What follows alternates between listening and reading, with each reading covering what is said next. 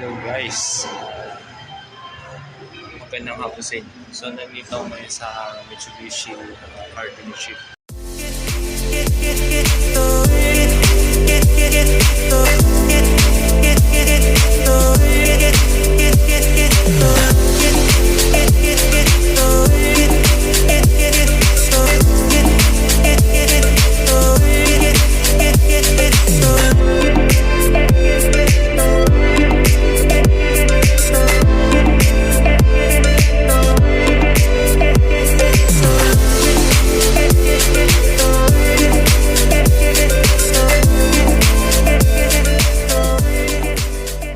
Ito yung mga sasakyan.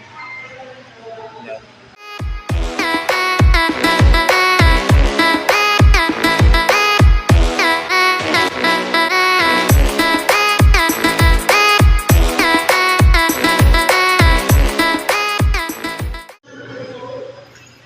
So, ito yung loob. Tapos may apat na sasakyan na stand dito. So, ito yung mga general specifications ng mga sasakyan. Yan siya. Iba-ibang variant siya guys. Lahat. Ito siya lahat niya. Ito yung mga information. Undercross. Ito yung bagong model 2023. Iba-ibang color. Check natin yung interior sa loob. So ito yung door handle niya na meron may pindutan dito para siya mag-lock or mag-unlock. Ito yung loob.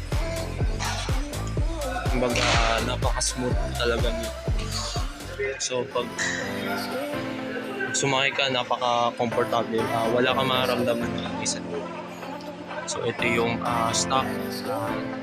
stock installment dito na install dito sa sasakyan. Ito ang expander doors. So malaki din yung space niya sa loob. Ito yung sa likod. Ito yung likod. Tapos yan. Tapos yung harap.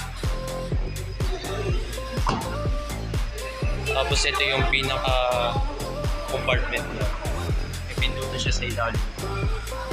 Pag napindot mo, yan. Ito yung kumbaga ito yung look. Ito yung compartment. So meron siyang hawakan dito. Pag hinila mo ito pataas yung captions, i-edit mo siya.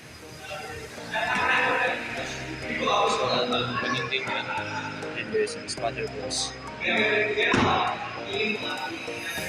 So yung taillights niya is siyang lines pagkakadesign signal lights. So ang susunod natin is yung Montero Sport. Ito yung bago nila Montero Sport. Wala siyang information dito. Siguro doon sa hindi kasi nilagay ng dealer. Kaya nila. So ito yung bagong Montero Sport. So, malaki siya guys. Malaki yung space niya sa loob. Kumbaga pwede siya pang 5 tao. Door handle niya. So ito yung loob niya. Napaka-presentable talaga. So bagong-bago pa siya guys. Galing siya sa factory. So ito yung ceiling. Yan. Itong Montero Sport nito is pasok ko sa performance.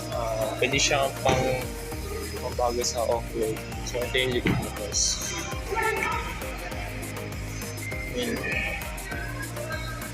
Plastic.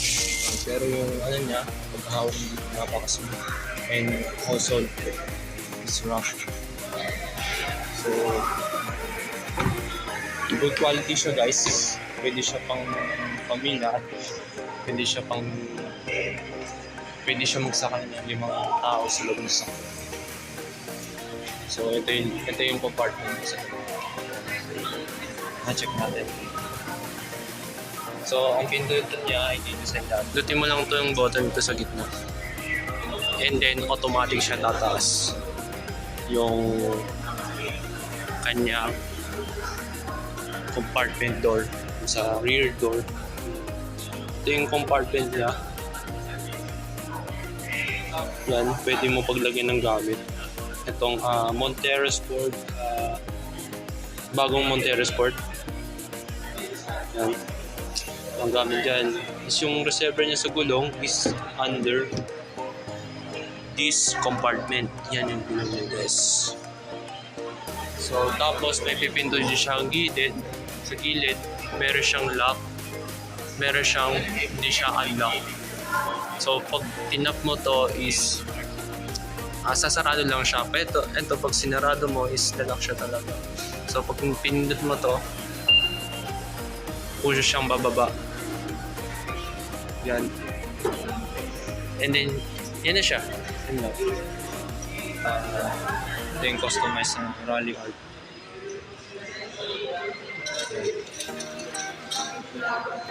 So, pag pinindot mo siya talaga is magbiblink siya dito sa signal light sa bila. So, ito yung tail lights niya. Yan. Maganda yung pagkaka-design ng lights. Ito yung signal light, reverse light, tapos meron siyang stop brake light. Montero Sport, Mavic din, diesel. So, ito yung bottom bumper na. Ito yung pagkaka-design niya, guys. Black siya. At susunod natin yung harap nito. So, meron siyang headlight, yung lines niya, magaganda. Magaganda yung mga design niya sa harap. May signal light dito, and then yung fog light niya. So, yung grease niya, guys, ito yung grease niya. Yan, meron siya kahaba. Tapos meron siyang may sensor dito sa harap. Yan. Ito siya, guys. Tapos meron siyang parang may camera. Ito yata yung camera, guys. So, ito yung expander nila. So, ito yung mga information variant sa expander. So, meron tayong specifications, brake, suspension, steering, audio system, safety, transmission, and tire skills. ABR hold nila. So, yan, naka-tinted siya, guys. Naka-tinted siya na tinted. So, titingnan natin yung harap niya, guys. So, ito yung tinatawag na dark gray. Ito, dark gray. So, ito yung interior niya sa harap. Steering wheel niya, medyo rough and smooth. Tapos yung dashboard niya dito sa ibabaw, napaka-smooth din. So, yan. Tapos ito yung likod niya, guys. Ito yung likod niya. Yan po. Kumbaga, ganun din siya parang sa harap.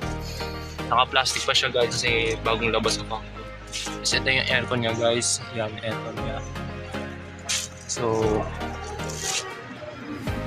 yan. Tapos meron siyang chrome linings all the way to the front. All the way to the front. Beam niya, yan, napakaganda talaga. Napaka chromatic or presentable is yung rim. So, ang compartment niya, parang pares lang ito ng model dun sa pinakita ko sa inyo sa kabila. So, ito yung Mitsubishi expander cross. So, dalawa na yung expander cross dito. Pag expander kasi, pares din naman ang model. So, ganun din siya, parang yung sa kabila din. So, naka-foldable seat siya sa likod. Pwede mo siya i-fold pa ganun para is na pag may 5 tao na sumakay, tataas lang nila itong foldable seat sa likod or sa compartment. So, ito yung inventory ng compartment. Pwede ka man lagyan ng kahit naman dyan sa loob na ito. Yan, mga importanteng gamit. So, ito yung ito yata yung rack, roof rack na ito. Maglalagay ka ng gamit nila sa taas. So, meron siyang bag, tapos may Hindi ko alam kung anong laman yung loob nito. So guys, same design taillight. Yan. Nakalive siya. And then, reverse light. Ito the signal. So yun guys, napaka-elegant na talaga. So, ito kasi, yung sukat niya ng clearance na sa ilalim is estimate ko is 215 centimeters. The Mitsubishi Estrada GLS 4WD MT manual transmission, meron siyang automatic transmission. So ito yung mga general specifications niya: suspension, steering, audio system, safety, engine, transmission, tires, wheels, and brakes. Yan. Ito yung natin yung sa harap. Yan. Yung headlights niya. Yung headlights na yung signal light. Lights niya. Kung baka pag umilaw siya, ito yung lalabas. Ito yung digital. Chrome siya. All the way to the end. So ito yung wheels niya. Wheels. Napaka-presentable talaga. Sticker deck as nakakabit sa kotse. Yung clearance niya, hindi ko kabisado yung clearance niya, pero mataas kasi itong pickup na to. Loob niya, ito yung loob niya. Ito yung front niya, front side. Punta tayo sa driver seat. Meron siyang start and stop, hindi mo na siya kailangan na isusiin. This is keyless. Yan, keyless siya guys. Pag pinit mo siya, under siya. Yan. So, yan na, lahat ng buwan naka-plastic pa siya guys. Ito yung transmission niya. Yan, transmission niya. Tapos may lalagyan niya siyang, ano dito. May lalagyan niya siyang bottle gauge dito. Meron siyang inventory dito sa loob. Yan. Pwede mo siya paglagyan ng salamin. Dito mo sa may pindutan ng ilaw. Yan. Kung baga nakikita. So pag ginawa ko mo siya, napaka-smooth ang kanyang steering wheel. So meron siyang power window siya. Hindi siya yung basic window. Basta rear side. Ito yung sa rear side. Pwede ka maglagay ng, meron siyang sa center console, pwede ka maglagay dito ng kahit anong gamit, whatever. Kasi meron siyang charging station, pwede ka yung sa gasolina, yung rim niya guys, yung mags niya. Yan, ano siya, glossy yung gulong guys. So ito yung likod niya guys, yung compartment niya. Ganyan siya kalaki. Kumbaga, malaki yung compartment niya. Guys, medyo rough yung pagkakasunod. So yun guys, ito yung Genius parts ng Mitsubishi. So ito yung mga pyesa nila. Yung belt, yung hindi ko alam kung anong tawag dito. Parang filter yata. Yan, filter air cleaner yan. Nakasulat pala siya guys. Yan, belt and alternator, belt alternator, yung pinakamaliit. Ito yung pinakamalaki. Ito yung sa makina. Tapos yung belt para doon sa aircon. Belt. Yung filter, air cleaner, malaki. Tapos may iba pa kasing klase ng filter air cleaner. Yan, meron siyang malaki, yung tall niya. Meron siyang tall. Yan. Meron siyang medyo mababa. Yan. Yan siya guys. Yan yung pressure niya. Tapos meron siyang oil filter, fuel filter, and so on and so forth. Yan. Meron siyang, yan, iba-ibang klase ng filter. Yan, pati rin sa kabila.